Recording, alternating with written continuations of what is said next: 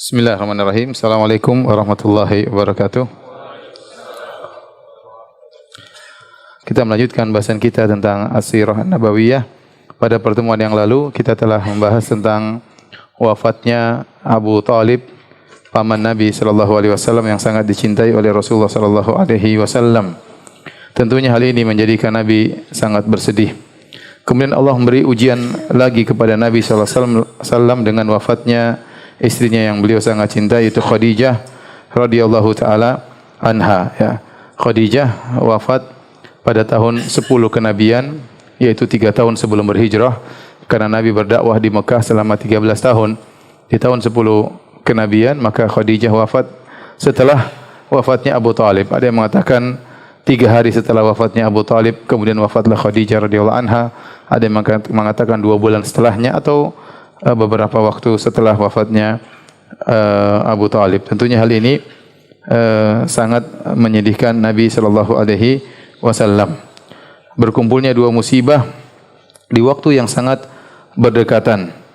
Ya, disebut dalam sebagian riwayat Nabi sallallahu alaihi wasallam setelah wafatnya Khadijah, beliau sempat melazimi rumah beliau, tidak keluar dalam beberapa waktu karena musibah yang sangat berat yang beliau hadapi, terutama wafatnya Khadijah radhiyallahu taala anha. Ya, selama ini Rasulullah SAW berdakwah di luar, ya, menghadapi berbagai macam gangguan dan ujian. Beliau pulang mendapati pelipur lara, penyejuk hati istri beliau Khadijah radhiyallahu taala anha yang telah mengorbankan segalanya buat Nabi sallallahu alaihi wasallam. Mengorbankan waktunya, mengorbankan hartanya, ya, semuanya demi dakwah Rasulullah sallallahu alaihi wasallam. Dan sudah pernah kita sampaikan tentang keutamaan Khadijah radhiyallahu taala anha, hidup bersama Nabi selama 25 tahun. Beliau tidak pernah mengangkat suara beliau kepada Nabi sallallahu alaihi wasallam, selalu taat kepada suami beliau Nabi sallallahu alaihi wasallam. Oleh karena Nabi sallallahu alaihi wasallam ya sangat tidak mau menyakiti hati Khadijah radhiyallahu taala anha, maka selama 25 tahun Nabi disebutkan di antara balasan Nabi kepada Khadijah, Nabi tidak berpoligami, ya. Selama 25 tahun menikah dengan Khadijah, Nabi tidak berpoligami. Setelah Khadijah meninggal, baru kemudian Nabi sallallahu alaihi wasallam menikahi para wanita, ya. Oleh karenanya ibu-ibu kalau ingin tidak dipoligami, berusahalah jadi seperti siapa? Khadijah. Dan para suami juga jangan seperti gini modelnya, berusaha jadi Nabi sallallahu alaihi seperti Nabi sallallahu alaihi wasallam, ya. Taib, hadirin hadirat yang dirahmati oleh Allah Subhanahu wa taala, ya, setelah Khadijah wafat, kemudian Nabi sallallahu alaihi wasallam menikah dengan Aisyah radhiyallahu taala anha. Menikah dengan Aisyah radhiyallahu taala anha waktu masih di Mekah, dan Aisyah masih berumur 6 tahun atau 7 tahun. Ya. Dalam hadis sahih, ya, riwayat Imam Muslim dan juga Imam Al-Bukhari, Aisyah radhiyallahu anha berkata, "Tazawwajani Rasulullah sallallahu alaihi wasallam wa ana bintu 6 sinin wa bana bi wa ana bintu 9 sinin." Rasulullah SAW menikahi aku tatkala usiaku 6 tahun dan hidup bareng bersamaku setelah aku berusia 9 tahun. Dalam riwayat Imam Ahmad dengan sanad yang sahih, Aisyah berkata, "Tazawwajani Rasulullah sallam, ya, mutawaffa Khadijah." Rasulullah SAW menikahiku setelah wafatnya Khadijah. Qabla makhrajihi ilal Madinah bisanatain aw thalathin, yaitu 2 tahun atau 3 tahun sebelum Nabi berhijrah. Wa ana bintu 7 sinin, dan aku waktu itu berusia 7 tahun. Para ulama menjamakkan, mengkompromikan, dalam riwayat disebut 6 tahun, dalam riwayat disebutkan 7 tahun, artinya Nabi menikahi Aisyah umur 6 tahun lebih, 6 tahun lebih, ya, yaitu 6 tahun menuju 7 tahun. Tetapi hanya melakukan akad nikah, dan itu biasa sampai sekarang, kebiasaan orang-orang Arab Saudi juga, mereka akad nikah, ya, tidak langsung tinggal serumah, ya. Sekarang setelah akad nikah baru kemudian walimah, terkadang 6 bulan kemudian, terkadang berbulan-bulan kemudian baru mereka hidup serumah, ya. Kalau kita alhamdulillah akad nikah siang hari, malamnya langsung malam pertama. Terkadang siang pertama langsung, tidak pakai malam pertama. Jadi semakin cepat semakin baik, ya. Jadi Aisyah dinikahi oleh Nabi sallallahu alaihi wasallam berusia 6 atau 7 tahun. namun belum digauli oleh Nabi SAW. Beliau Aisyah digauli oleh Nabi atau tinggal serumah setelah Aisyah berumur berapa? 9 tahun. Kalau ada sebagian orang yang mencela dengan tuduhan-tuduhan yang tidak mengatakan Muhammad SAW adalah pengikut hawa nafsu, menikahi anak masih kecil, ya.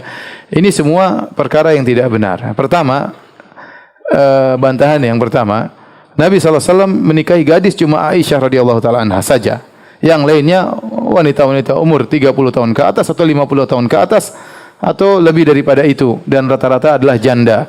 Kalau Nabi mengikuti hawa nafsu tentunya, dan itu dibolehkan seorang lelaki menikah dengan gadis-gadis, apalagi Nabi betapa banyak wanita ingin dinikahi oleh Rasulullah sallallahu alaihi wasallam, maka Rasulullah SAW akan menikahi gadis seluruhnya. Namun kenyataannya tidak demikian. Yang gadis yang dinikahi satu-satunya oleh Nabi hanyalah siapa? Aisyah. Kemudian Nabi menikah menggauli Aisyah atau serumah dengan Aisyah berumur 9 tahun, itu bukan perkara yang mungkar di kalangan orang-orang Arab waktu itu. Kalau itu perkara yang mungkar, perkara yang menunjukkan syahwat dan yang lainnya, tentu sudah menjadi bahan olok-olokan, bahan ejekan oleh Abu Jahal dan kawan-kawannya. Tetapi sama sekali Abu Jahal dan kawan-kawannya tidak pernah mencela Nabi daripada sisi ini. Ini menunjukkan bahwasanya menikahi remaja berusia 9 tahun di zaman tersebut adalah hal yang biasa, hal yang biasa, ya. Oleh karenanya celaan orang-orang, ya, orang-orang kafir sekarang yang mencela Nabi SAW dengan tuduhan yang tidak, maka ini semua adalah tidak benar. Kemudian Nabi SAW setelah menikah dengan Aisyah, Nabi SAW menikah dengan Saudah binti Zam'ah, ya. Dan Nabi SAW setelah itu, dan Saudah sudah tua, ya, wanita sudah tua, beliau adalah janda. Sebelumnya Saudah radhiyallahu anha ummul mukminin bersuamikan sepupunya yaitu Sakran bin Amr, ya. Kemudian tatkala Sakran masuk Islam bersama Saudah, ya, kemudian mereka berhijrah ke negeri Habasyah, hijrah yang kedua. Tatkala balik ke kota Mekah, ya, suaminya meninggal dunia. Akhirnya Saudah menjadi seorang janda, dan akhirnya Nabi SAW menikahi Saudah radhiyallahu taala anha setelah menikah dengan Aisyah radhiyallahu taala anha. Setelah itu Nabi menikah wanita-wanita yang lain sampai jumlah istri beliau 9 istri. Jadi Aisyah adalah istri pertama. Setelah Khadijah meninggal dunia, yang jadi istri pertama siapa? Aisyah. Setelah itu Nabi menikah dengan 8 wanita setelah siapa? Aisyah. Tetapi yang paling dicintai oleh Nabi siapa? Aisyah, istri pertama, ya. Jadi tidak harus kalau seorang berpoligami kemudian nikah istri kedua, ketiga, akhirnya berarti istri pertama gagal atau istri pertama tidak dicintai lagi, ya. Dan tuduhan-tuduhan yang lainnya. Bisa jadi seorang laki mencintai istri pertama tapi dia menikah dengan wanita yang kedua, wanita yang ketiga dengan tujuan syar'i yang dia kehendaki. Tapi kita tidak ingin bahas panjang-panjang masalah ini, karena ini masalah yang sensitif.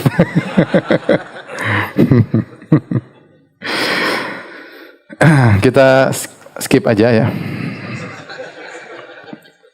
Hadirin hadirat yang dirahmati oleh Allah Subhanahu wa taala. Setelah meninggalnya Abu Talib yang selama ini membela dakwah Nabi sallallahu alaihi wasallam meskipun dia kafir musyrik, ya, yang dia rela mati demi membela Muhammad sallallahu alaihi wasallam ponakannya, ya. Dia pasang badan untuk menghadapi orang-orang Quraisy yang begitu banyak. Dan orang-orang Quraisy waktu Abu Talib masih hidup, mereka tidak berani mengganggu Nabi sallallahu alaihi wasallam secara fisik. Ya, hanya tuduhan, ya, ocehan dan lain sebagainya. Tapi begitu Abu Talib meninggal dunia, maka mereka berani mengganggu Nabi sallallahu alaihi wasallam secara fisik. Oleh karenanya hadis-hadis yang bercerita Nabi diganggu oleh Abu Jahal, ya, kemudian ada yang meletakkan kotoran di pundak Nabi sallallahu alaihi wasallam, itu dibawakan oleh Ibnu Katsir. Seluruh kisah itu dibawakan kepada setelah wafatnya siapa? Abu Talib.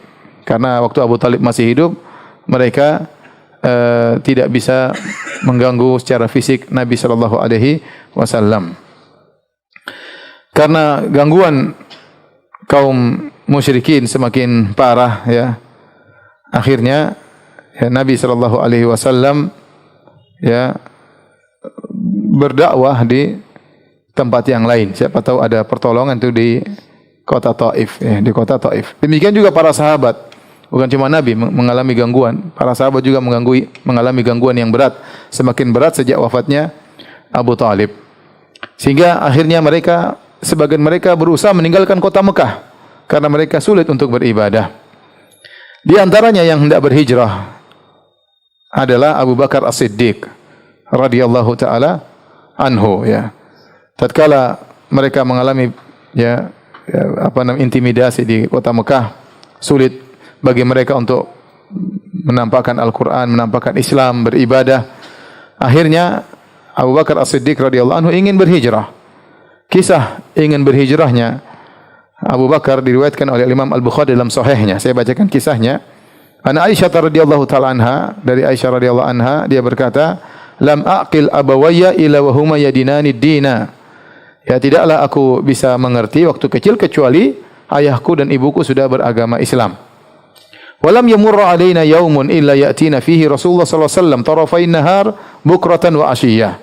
Tidaklah satu hari lewat pun kecuali Nabi pasti mampir ke rumahku, entah pagi hari atau entah sore hari. Kata para ulama karena begitu cintanya Nabi kepada Abu Bakar, ya. Jadi Nabi setiap hari mampir ngobrol dengan siapa? Abu Bakar. Kalau enggak pagi hari, sore hari. Pada Nabi SAW berkata, zur ghibban tasdad hubban. Nabi yang mengajarkan, kunjungilah, ziarahilah, ya, sesekali maka akan semakin tumbuh rasa cinta. Artinya tatkala kita bersahabat tidak mesti tiap hari kita ketemu, tidak harus tiap hari kita ketemu. Ya, karena kalau tiap hari kita ketemu akhirnya jadi hambar. Lagi pula pembahasan akhirnya ngalur ngidur ke sana ke sini, ya. Hari pertama ketemu ngobrol tentang dakwah. Hari kedua ngobrol tentang perkembangan dakwah. Hari ketiga ngobrol tentang kita-kita, ya. Hari keempat ngobrol tentang mereka-mereka. Hari kelima, hari keenam, hari ketujuh, hari kedelapan semuanya tentang poligami. Akhirnya pembahasan ngalor ngidur, tidak terarah, ngobrol ke sana, ngobrol ke sini, ya. Tapi kalau sesekali ketemu bisa fokus bicara tentang dakwah. Kecuali tiap hari ketemu karena ada urusan agama. Para ulama berdalil dengan kisah Nabi. Nabi yang mengatakan, zur ghibban tasdad hubban. Kunjungilah sesekali, maka akan semakin tambah rasa cinta. Kecuali ada keperluan agama seperti dilakukan oleh Nabi tiap hari mengunjungi Abu Bakar. Tiap hari, pagi atau sore hari. Kenapa? Karena ada urusan dakwah, sangat penting. Makanya Aisyah berkata, ya, walam yamurra alaina yaumun illa ya'tina fihi Rasulullah sallallahu alaihi wasallam. Tidak ada satu hari yang lewat kecuali Nabi pasti mampir ke rumah kami tarafain nahar, pagi atau siang atau sore hari. Kemudian kata Aisyah, falamma btuliyal muslimuna kharaja Abu Bakrin muhajiran nahwa ardil Habasyah. Tatkala kaum muslimin diintimidasi, para sahabat diintimidasi, maka Abu Bakar keluar hendak berhijrah ke negeri Habasyah. Ya, hatta idza balagha barkal ghimat. Tatkala akhirnya Abu Bakar sampai suatu tempat namanya Barkul Ghimat, yaitu jarak ke arah negeri Yaman kira-kira perjalanan 5 hari. Ya, sudah jauh, 5 hari perjalanan jauh Barkul Ghimat ke arah Yaman, sudah jauh. Kemudian laqiyahu Ibnu Dugunnah atau Ibnu Daghinnah. Maka Abu Bakar bertemu dengan seorang bernama Ibnu Daghinnah. Wa huwa sayyidul Qarah. Dan dia adalah pemimpin kabilah Al-Qarah. Maka dia bertanya kepada Abu Bakar, "Aina turid ya Abu Bakrin? Hendak ke mana engkau wahai Abu Bakar?" Faqala Abu Bakar mengatakan, "Akhrajani qaumi fa uridu an asiha fil ardi a'budu rabbi." Aku dikeluarkan, diusir oleh kaumku, ya, dipersulit oleh kaumku, maka aku ingin berjalan di atas muka bumi. Aku ingin beribadah kepada Allah Subhanahu wa taala.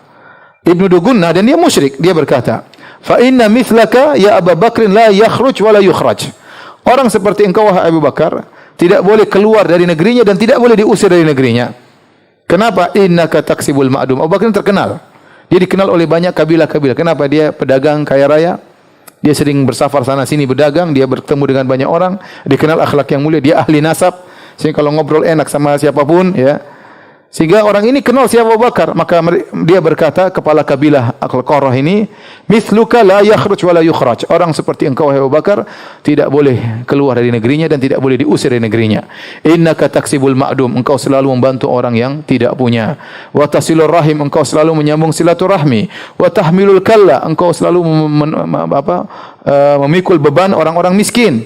Wa taqrid dhaif, engkau senantiasa menjamu tamu. Wa tu'inu ala nawaibil haq, dan engkau suka membantu orang yang terkena musibah. Ini sifat-sifat ini persis seperti yang dikatakan Khadijah kepada Nabi. Waktu Nabi ketakutan turun dari Gua Hira, Nabi mengatakan, ya, khasyitu ala nafsi, saya khawatir suatu keburukan menimpaku. Khadijah berkata, tidak mungkin wahai suamiku. Engkau suka menyambung silaturahmi, membantu orang miskin, memikul beban orang susah. Engkau suka memuliakan tamu, menjamu tamu. Engkau suka membantu orang-orang terkena musibah. Persis sifat-sifatnya Abu Bakar radhiyallahu taala anhu.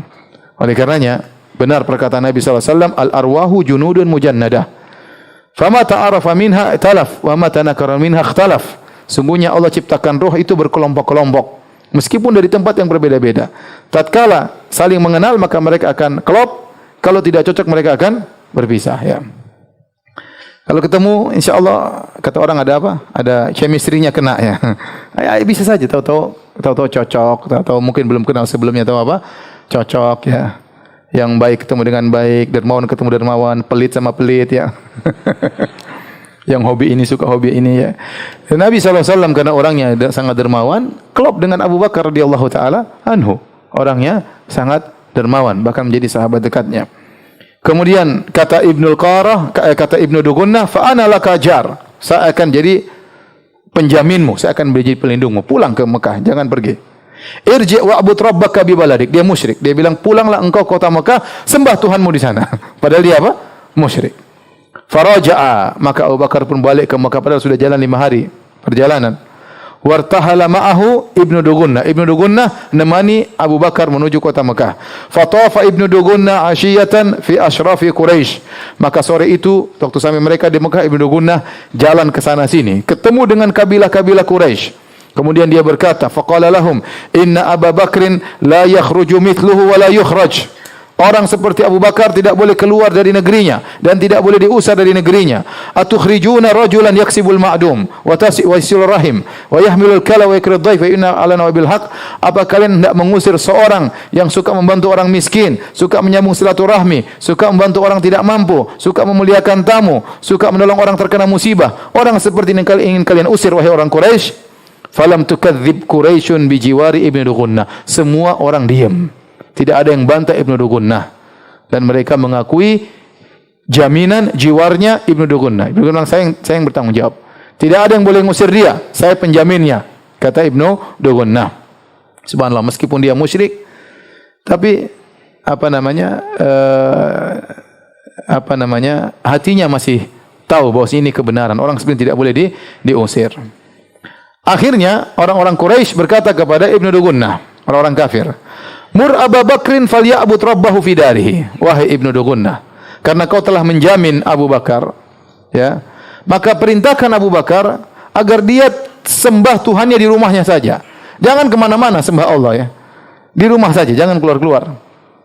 Falyusalli fiha. Salat di rumah saja, jangan keluar. Wal yaqra' ma syaa. Baca Quran terserah yang dia mau baca, tapi jangan baca di luar. Baca di mana? Di rumah. Kita terima, ya. Wala yu'dzina bidzalik. Jangan ganggu kami dengan salatnya dan bacaannya. Kami terganggu dengan salatnya dan bacaannya. Wala yasta'lin bihi, dan jangan dia terang-terangan, ya. Fa inna nakhsha an yaftina nisa'ana wa abna'ana. Kami khawatir salatnya, bacaan Qur'annya memfitnah istri-istri kami dan anak-anak kami. Nanti terpengaruh seperti dia. Tolong bilang dia kalau mau salat di rumah saja. Baca Quran terserah, mau baca khatam terserah, tapi di mana? Di rumah, jangan keluar. Faqala dzalika Ibnu Dugunnah li Abi Bakar. Maka kata Ibnu Dugunnah, wahai Abu Bakar, mereka punya syarat. Kamu harus salat di rumah saja, enggak boleh keluar-keluar. Kemudian falabitha Abu Bakr lidzalika ya'budu rabbahu fi dari. Akhirnya Abu Bakar nurut. Abu Bakar beberapa lama salat di rumah saja, baca Quran di rumah saja. Wala yasta'inu bi salatihi wala yaqra fi ghairi darihi. Dia hanya salat di rumah, tidak terang-terangan berdakwah, dan beliau hanya baca Quran dalam rumahnya saja. Tsumma badali Abi Bakrin fabtana masjidan bi fina'i darihi. Karena Abu Bakar punya ide, akhirnya dia bikin tempat untuk ibadah di pelataran rumahnya. Yang penting kan masih di rumah. Mulailah wa kana yusalli fihi, maka dia pun salat di luar rumah tapi masih di pelataran rumah, ya. wa yaqra'ul Qur'an, maka dia baca Quran. Fayanqadhifu alaihi nisa'ul musyrikin wa abna'uhu. Akhirnya para wanita-wanita kaum musyrikin, anak-anak mereka pada ngumpul semua ngerumuni Abu Bakar. Ya, karena Al-Qur'an itu isinya indah, mereka ngerti bahasa Arab. Abu Bakar baca salat, baca Quran keras-keras. Ya, sehingga mereka ngumpul ngerumuni Abu Bakar. Ya. Wa hum ya'jabuna minhu wa yanzuruna ilaihi. Dan mereka kagum dengan Al-Quran, kagum dengan Abu Bakar. Dan mereka melihat Abu Bakar ini ngapain? Kemudian baca Quran kok indah. Setelah itu dipotong dengan ruku, sujud, bangun, baca Quran lagi. Ya. Ini menakjubkan mereka. Apalagi mereka ini, kita bayangkan suatu kaum yang mereka pandai bahasa Arab. Kalau kita bahasa Indonesia, terus ada orang setiap berdiri baca syair-syair indah. Kan kita tertarik. Kira-kira demikian. Sementara ini kalam Rabbul Alamin, firman Allah Subhanahu wa taala, tentu di puncak keindahan sehingga mereka tertarik, mereka dengar. Apalagi Abu Bakar dikenal kalau baca luar biasa sambil nangis-nangis ya. Bayangkan ya. Ya, karena memang orang hobi yang nangis-nangis. Jadi waktu Abu Bakar baca semua tertarik. Akhirnya ya, wa kana Abu Bakrin rajulan bakkaan la yamliku ainaihi. Abu Bakar adalah orang yang suka menangis, tidak mampu dia menahan air matanya. Idza qara al-Qur'an, kalau dia baca Quran dia mudah menangis. Hal ini menjadikan orang-orang Quraisy ketakutan. Ini yang kita khawatirkan ini. Dia baca di luar, orang-orang pada ngumpul semuanya. Padahal Abu Bakar tidak salah, dia masih baca di rumahnya. Salah sendiri mereka mengumpul di rumah Abu Bakar. Akhirnya mereka lapor kepada Ibnu Dugunnah. Kata mereka, "Inna kunna ajarna Abu Bakrin bijiwarika ala an ya'budu rabbahu fi darih." Wahai Ibnu Dugunnah, kami dulu menerima jaminanmu terhadap Abu Bakar dengan syarat dia beribadah hanya di rumahnya. Sekarang dia sudah melanggar. Dia bikin tempat solat di pekarangan rumahnya dan dia terang-terangan solat dan dia baca Quran di situ. Kami khawatir dia akan memfitnah ya istri-istri kami dan anak-anak kami. Maka laranglah dia. Suruh masuk dalam rumah, jangan di luar. Fa in ahabba an yaqtasira ala an ya'budu rabbahu fi darih fa'al wa in aba illa an yu'lin bidzalika fasal an yuradda ilaika dhimmatak. Kalau dia mau ibadah dalam rumahnya, maka silakan. Kalau dia tidak mau, maka minta kembali darinya jaminanmu. Akhirnya dia pun pergi ke Abu Bakar radhiyallahu anhu. Kemudian Abu Bakar mengatakan, saya tidak mau, ya, saya kembalikan jaminanmu, wa ardu bijiwari rabbi, dan aku ridha dengan jaminan dari Allah Subhanahu wa taala, ya. Ini menunjukkan bagaimana setelah Abu Talib meninggal dunia, kondisi semakin parah.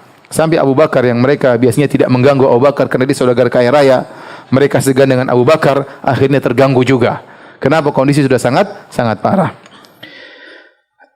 Nabi SAW tatkala melihat kondisi yang berat, ya, pada tahun sekitar 10 kenabian, dakwah sudah sulit, semua usaha sudah dicoba, gagal sana sini, maka Nabi tidak putus asa, ya.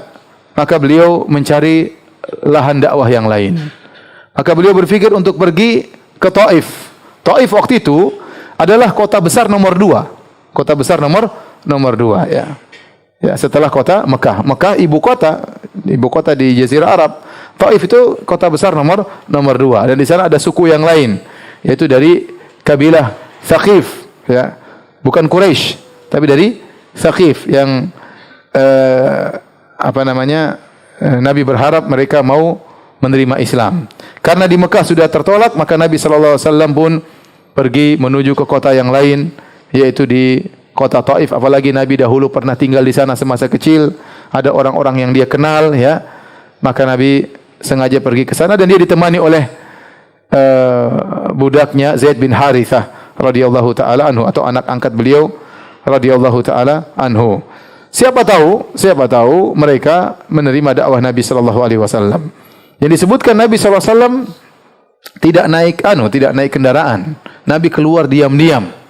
Karena kalau Nabi keluar diketahui oleh orang-orang Quraisy akan jadi bahan ejekan. Lihat Muhammad sudah gagal di Mekah, dia pergi ke tempat lain, akan jadi bahan ejekan. Maka Nabi SAW keluar diam-diam bersama Zaid bin Harithah menuju ke kota Taif dengan perjalanan kira-kira 80 km. Ya. Pergi dan pulang jalan kaki. Tatkala Nabi SAW sampai di Taif, ya, Nabi berusaha bertemu dengan pembesar-pembesar kota Taif. Dan penguasa kota Taif tatkala itu ada 3 orang bersaudara. Mereka adalah Abdun Yalail bin Amr bin Umair, wa Mas'ud bin Amr bin Umair, wa Habib bin Amr bin Umair, yaitu Abdun Yalail, Mas'ud dan Habib. Ini 3 orang pembesar kota Taif tatkala itu. Ya. Maka Nabi SAW pun bertemu dengan mereka dengan harapan kalau pembesar-pembesar ini masuk Islam, anak buahnya sangat mudah untuk masuk Islam. Itu strategi dakwah Nabi SAW, mendekati pembesar-pembesar, karena secara logika kalau pembesar-pembesar ini masuk Islam, anak buahnya akan ikut. Maka mulailah Nabi SAW mendakwahi mereka, duduk bersama Nabi SAW. Nabi sampaikan Islam kepada mereka. Apa yang terjadi di luar dugaan Nabi SAW? Maka mereka menjawab dengan kata-kata yang sangat kasar. Berkata salah seorang dari 3 orang tersebut, huwa yamrutu thiyabal ka'bati in kana Allah arsalak. Dia berkata, saya akan merobek-robek, melepas kiswah Ka'bah kalau Allah utus kamu, ya. Kalau memang kau nabi, saya akan robek-robek kiswah Ka'bah. Dan ini benar-benar penghinaan. Yang satu berkata, ama wajadallah ahadan yursiluhu ghairak. Apakah Allah tidak temukan orang lain yang jadi nabi? Kok kamu yang jadi nabi? Ya. Apa enggak ada orang lain? Sudah habis kok kamu jadi nabi? Ini juga penghinaan yang luar biasa. Yang satu lagi berkata yang ketiga, wallahi la ukallimuka abada. Demi Allah aku tidak akan ngomong sama kamu selamanya. La in kunta rasulan min Allah kama taqul la anta a'zamu khataran min an arudda alaikal kalam. Kalau ternyata benar kau seorang rasul, utusan Allah, maka aku bahaya kalau membantah perkataanmu. Wa la in kunta takdzib ala Allah yanbaghi li an alla ukallimak. Kalau ternyata engkau pendusta, maka aku tidak perlu ngomong sama kamu. Akhirnya waktu Nabi tahu mereka menolak dakwah Nabi, maka Nabi pesan kepada mereka, kata Nabi SAW, in fa'altum ma fa'altum, kalau inilah sikap kalian terhadap dakwahku, faktumu anni, maka tolong sembunyikan tentang kejadian ini. Jangan sampai berkoar-koar, akhirnya sampai kepada orang-orang Quraisy. Akhirnya mereka akan mencela Nabi, menghina Nabi. Kata Nabi, faktumu anni, tolong sembunyikan perkara ini. Ya. Akhirnya Nabi SAW pun, karena tidak diterima di kota Taif, Nabi pun balik pulang menuju kota Mekah. Berjalan kaki bersama Zaid bin Harithah. Ya. Dan mereka kasar kepada Nabi. Kata mereka kepada Nabi, ukhruj min baladina. Keluarlah engkau dari negeri kami. Nabi diusir oleh penduduk kota Taif. Akhirnya mereka memprovokasi anak-anak muda, anak kecil, orang-orang gila. Waktu Nabi keluar disambut oleh orang-orang gila, orang bodoh, anak kecil. Mereka menghina-hina Nabi SAW. Mereka teriak-teriak, kumpulah, dan mereka melempari Nabi SAW. Waktu Nabi berjalan sama Zaid bin Harithah, ada 2 saf yang menyambut Nabi dengan membawa kerikil-kerikil siap melempar Nabi SAW. Maka mereka pun melempar kaki Nabi SAW sehingga kaki Nabi berdarah. Tatkala itu keluar dari kota Taif dengan berlumuran darah. Zaid bin Harithah radhiyallahu anhu berusaha menangkis lemparan-lemparan tersebut, namun dia tidak berdaya sampai kepalanya pun ikut berdarah. Dan ini penghinaan yang luar biasa, ya. Anak-anak kecil, orang-orang bodoh menghina Nabi SAW sambil dilempar dengan batu atau kerikil. Namun ini semua tidak menghalangi semangat Nabi SAW. Ya. Akhirnya Nabi SAW berjalan sedih, ya. Rasulullah SAW bersedih. Kemudian Rasulullah SAW tatkala beliau tiba suatu tempat, ya, kemudian beliau pun berdoa kepada Allah Subhanahu wa taala dengan doa yang masyhur, ya. Apa kata Nabi SAW dalam doanya tatkala habis diusir oleh penduduk kota Taif? Kata beliau, Allahumma ilaika ashku dha'fa quwwati. Ya Allah, kepada Engkaulah aku keluhkan tentang lemahnya kekuatanku. Wa qillata hilati. Aku keluhkan kepada Engkau tentang sedikitnya kemampuanku. Wa hawani 'alan nas. Dan aku keluhkan kepada Engkau tentang hinanya, rendahnya diriku di hadapan manusia. Ya Arhamar Rahimin. Wahai Zat yang Maha Pengasih lagi Maha Penyayang. Anta Rabbul Mustad'afin. Engkau adalah Rabbnya orang-orang yang lemah. Wa anta Rabbi, dan Engkau adalah Rabbku. Ila man takiluni. Kepada siapa Engkau serahkan diriku, ya Allah? Ila ba'idin yatajahhamuni. Apa kau serahkan diriku kepada orang yang jauh yang bersikap kasar kepadaku? Am ila aduin malaktahu amri? Atau kau serahkan diriku kepada musuh yang menguasai urusanku? Illam yakun bika alayya ghadabun fala ubali. Tetapi Allah, kalau seandainya engkau tidak murka kepadaku, maka aku tidak peduli dengan yang lainnya. Yang penting kau tidak murka kepadaku. Walakinna afiyataka hiya awsa'uli. Namun aku berharap ya keselamatan darimu. A'udzu binuri wajhika alladhi asyraqat lahu adh-dhulumat. Aku berlindung kepada engkau dengan cahaya wajahmu yang menjadikan kegelapan bersinar. Wa salah alai amrud dunya wal akhirah. Dan dengan cahayamu maka baiklah urusan dunia dan akhirat. Min antun zilabi ghadabak. Aku berlindung jangan sampai kau turunkan murkamu kepadaku. Au yahilla alayya sakhatuk. Atau kau turunkan kemarahanmu kepadaku. Lakal utbah hatta tarda wala haula wala quwata illa billah. Ya, semua aku serahkan kepadamu sampai engkau ridha dan tidak ada daya dan upaya kecuali darimu. Inilah doa yang diucapkan Nabi tatkala Nabi sallallahu alaihi wasallam diusir oleh penduduk kota Taif. Kemudian Nabi sallallahu alaihi wasallam sampai di kota Mekah dalam kondisi sangat sedih, ya. Dan ini puncak kesedihan Nabi sallallahu alaihi wasallam, ya. Bagaimana? Jadi maksud saya puncak kesedihan bertumbuk-tumbuk. Pamannya Abu Thalib meninggal dunia, disusul dengan siapa? Khadijah. Kemudian dimusuhi oleh kaumnya semakin parah. Kemudian pergi berjalan kaki menuju Taif 80 kilo. Sampai sana bukannya dihormati, dihina. Pulang dilemparin batu sampai berdarah. Ya. Dan ini puncak kesedihan Nabi sallallahu alaihi wasallam. Di kemudian hari Aisyah pernah bertanya kepada Nabi sallallahu alaihi wasallam, Hal ata alayka yaumun kana ashadda min yaumi Uhud? Ya Rasulullah, pernahkah ada peristiwa yang menimpamu yang lebih berat daripada peristiwa perang Uhud? Peristiwa perang Uhud berat bagi Nabi sallallahu alaihi wasallam. Ya, beliau terluka, gigi beliau patah, sahabat-sahabat beliau meninggal dunia, Hamzah paman beliau meninggal dunia. Ini kondisi sangat berat sampai Nabi terluka fisik, ya. Ya, apakah ada yang lebih berat daripada hari peristiwa perang Uhud? Kata Nabi, ada. Laqad laqitu min qaumiki ma laqitu wa kana ashadda ma laqitu minhum yaumal aqabah id aradtu nafsi ala ibni abdin yalail bin abdi kilal falam yujibni ila ma aradtu. Ada yang lebih berat daripada itu semua, yaitu gangguan dari kaummu wahai Aisyah tatkala aku tawarkan Islam kepada Ibnu Abdin Yalail, itu penguasa kota Taif. Namun beliau tidak menjawab keinginanku. Fantalaqtu wa ana mahmumun ala wajhi. Maka aku pun pulang dari kota Taif dalam kondisi sangat sedih. Falam astafiq ila wa ana biqarni tha'alib. Aku berjalan dalam kondisi seakan-akan linglung dan aku tidak sadar kecuali aku sudah tiba di qarna tha'alib. Jadi Nabi tidak sadar jalan terus tiba-tiba sudah tiba di suatu tempat namanya qarna tha'alib. Farafa'tu ra'si. Aku pun mengangkat kepalaku. Fa idza ana bi sahabatin qad adhalatni. Tiba-tiba ada awan di atasku telah menaungiku. Fa nadhartu fa idza fiha Jibril. Aku lihat ke atas, tiba-tiba ada Jibril alaihissalam. Fanadani, Jibril berkata, "Inna Allah qad sami'a qawla qaumika laka." Wahai Muhammad, sungguhnya Allah telah mendengar perkataan kaummu kepada dirimu, yaitu cercaan, hinaan. Ya, Nabi berat, ya. Berat tatkala dihina, tatkala dicaci maki, direndahkan. Apa Allah tidak temukan orang lain? Kok kamu yang jadi rasul? Ini penghinaan.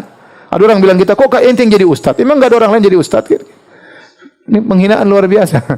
Ya. Apa enggak ada orang lain? Ente. Semua orang sudah habis. Ente yang jadi ustaz. Ya. Wa maraddu alaik, dan bagaimana bantahan mereka terhadap engkau? Wa qad ba'atsallahu ilaika malakal jibal. Allah telah kirim kepada engkau malaikat gunung. Lita'murahu bima syi'ta fihim.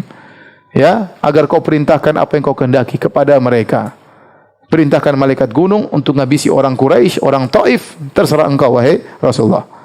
Fanadani malakul jibal, fasallama alaihi. Tiba-tiba malaikat gunung memanggilku dan mengucapkan salam.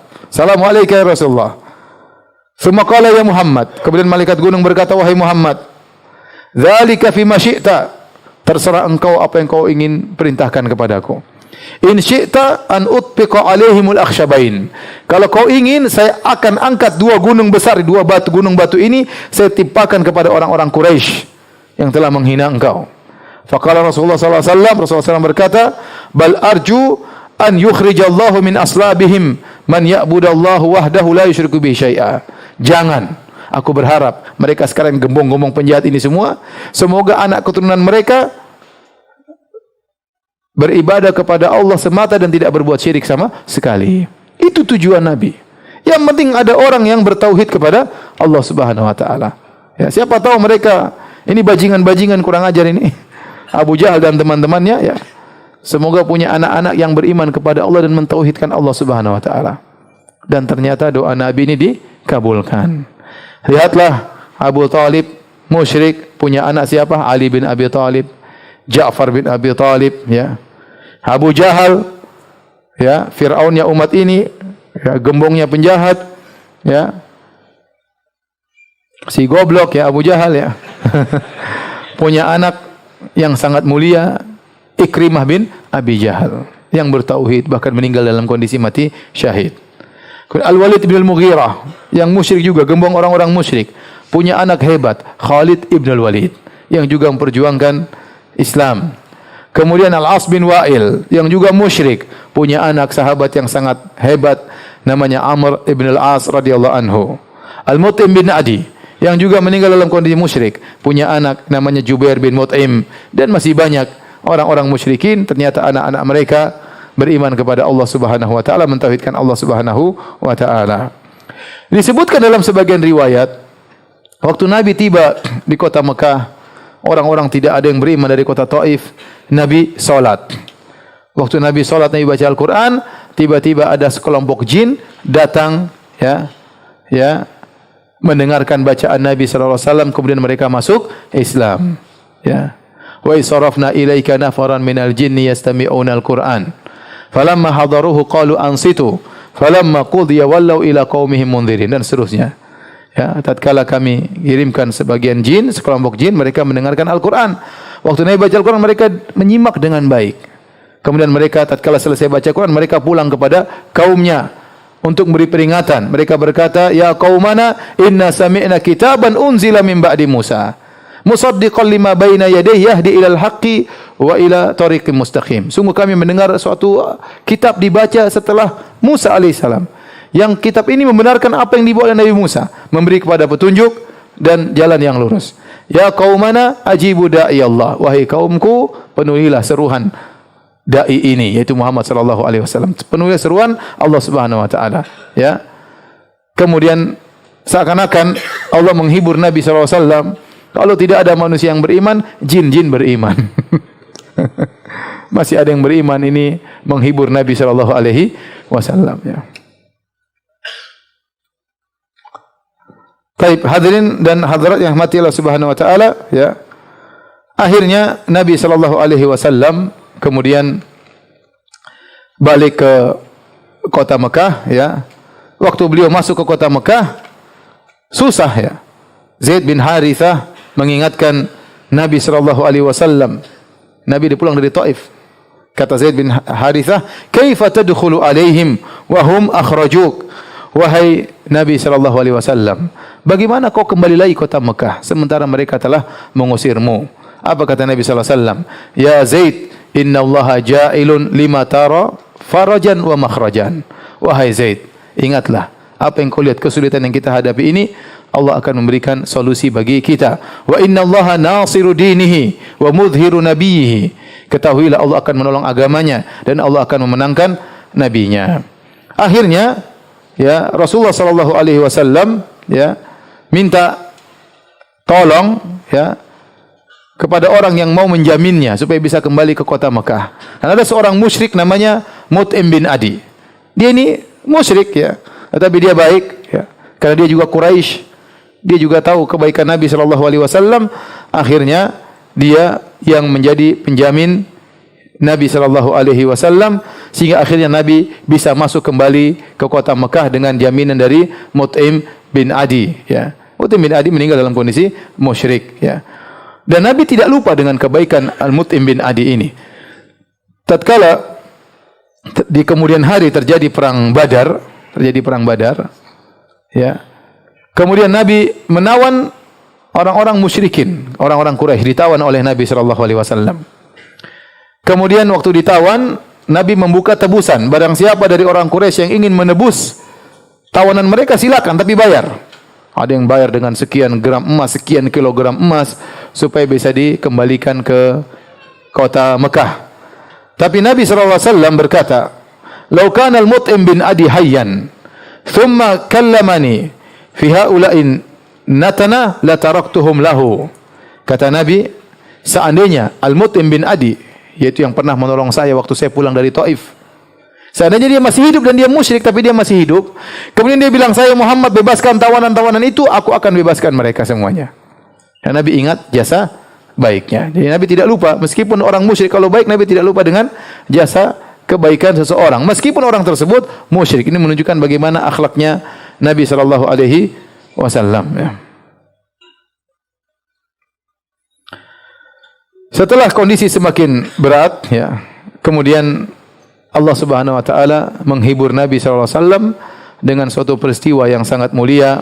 Peristiwa tersebut namanya peristiwa Al-Isra wal Mi'raj. Itu terjadi di puncak-puncak kesedihan Nabi sallallahu alaihi wasallam, ya. Agar Allah menguatkan iman Nabi, menguatkan hati Nabi sallallahu alaihi wasallam, sampai akhirnya Jibril datang mencuci jantung Nabi untuk kedua kalinya agar Nabi bisa berangkat ke atas langit yang ketujuh, mencapai suatu tempat yang tidak pernah dicapai oleh makhluk yang lainnya, untuk bertemu langsung dengan Allah Subhanahu wa taala, berbicara langsung dengan Allah Subhanahu wa taala, untuk mendapatkan perintah salat 5 waktu, ya. Namun pembahasan Isra Mi'raj pembahasannya panjang, maka kita tunda pada pertemuan berikutnya insyaallah taala. Kalau ada yang bertanya, saya persilahkan, ya. 6 menit lagi azan. Yang bertanya saya persilahkan. Wallahu taala alam bisawab.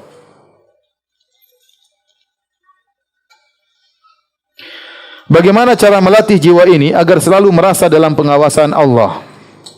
Ya akhi, Allah berfirman dalam surat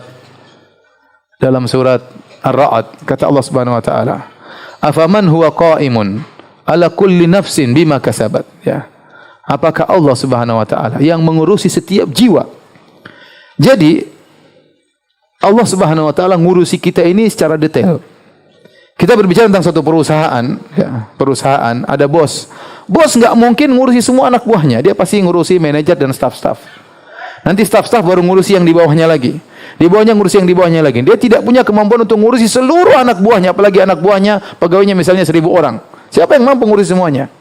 Tetapi Allah Subhanahu wa taala, ya, kalau ngurusi kita semua, kita diurusi per detail satu persatu.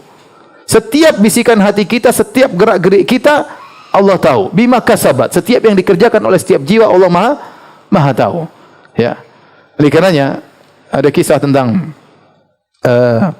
seorang yang dia masuk Islam gara-gara awalnya dia dokter, tidak mungkin antum sudah dengar ceritanya. Dia dokter, dia tidak beriman kepada Allah Subhanahu wa taala.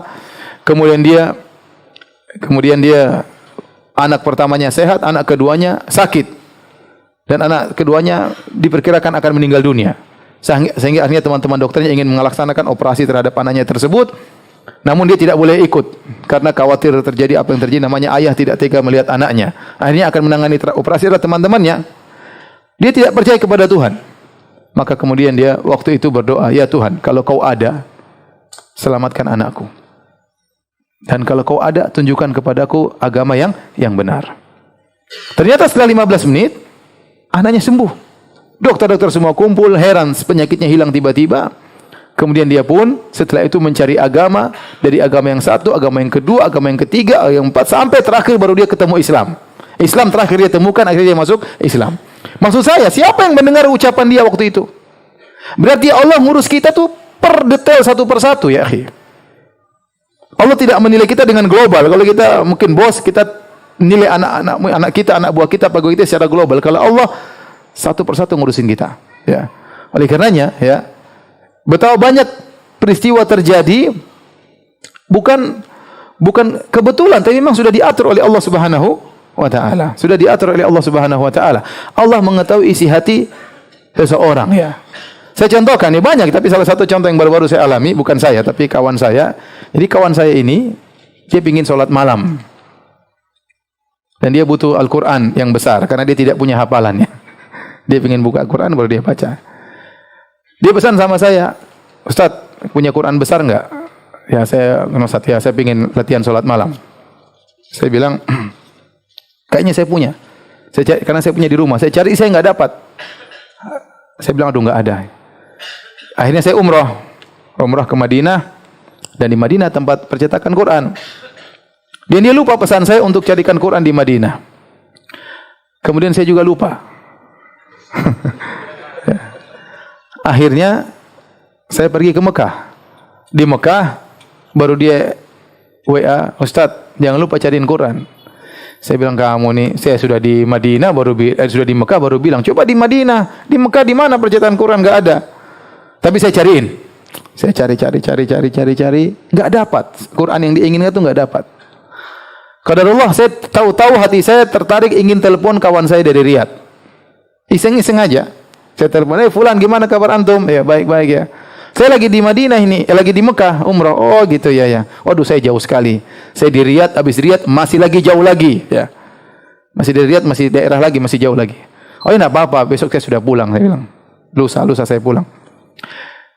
Sudah, saya matikan HP. Besoknya, tahu-tahu dia WA saya, Firanda, saya lagi berjalan menuju Mekah mau umrah. Teman Arab tadi. Oh ya, saya tunggu. Nanti kita saya habis umrah, saya bilang, kamu habis umrah, saya tidur cepat. Kamu habis umrah, jam berapa saja telepon, saya akan bangun. Karena HP saya biarkan nyala ya. Akhirnya dia selesai umrah jam berapa tuh? Dia selesai umrah mungkin jam 11:30. Saya sudah tidur bangun. Tuh ketemu ngobrol-ngobrol, dia masih pakai ihram. Ngobrol-ngobrol. Besok kita pulang ke Indonesia. Dia bilang, Firanda, saya bawa hadiah Quran. Hah? Quran besar katanya. Saya bilang, kok bisa ya? Itu enggak mungkin kebetulan ya. Dia buat saya Al-Quran. Saya butuh, kalaupun Quran kecil, saya pun baca Quran di HP ya. Ngapain saya Quran besar? Memang saya orang tua ya. Tetapi subhanallah, dia bawa Quran tersebut. Akhirnya saya telepon kawan saya. Ente, Masya Allah. Niat dia itu Allah tahu, itu tidak. Ya, maksud saya Allah itu ngurusin kita tuh detail satu-satu ya akhi. Makanya kalau kita minta direct kepada Allah, ente jangan ragu-ragu, Allah tahu isi hati ente. Kata Allah Subhanahu wa taala, "Ya'lamu kha'inatal a'yun wa ma tukhfi sudur." Allah tahu lirikan pandangan ente, apa yang ente lihat lirik-lirik sana-sana, ente browsing lihat macam-macam, dan Allah tahu tentang apa yang disembunyikan oleh dada-dada ente. Yang ente sembunyikan, yang nampak yang sembunyikan.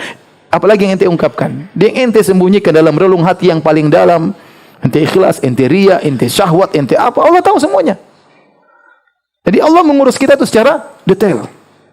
Tuhan kita itu mengurus kita secara detail. Ente jangan merasa ditinggalkan oleh Allah. Allah tidak pernah meninggalkan ente.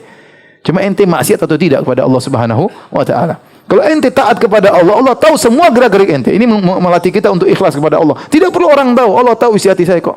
Saya punya niat, kalau niat tulus, Allah tahu. Allah pasti tahu, bukan tidak tahu, pasti. Kalau ente ragu, ente kafir kepada Allah. Allah pasti tahu isi hati anda. Apalagi apa yang anda lakukan.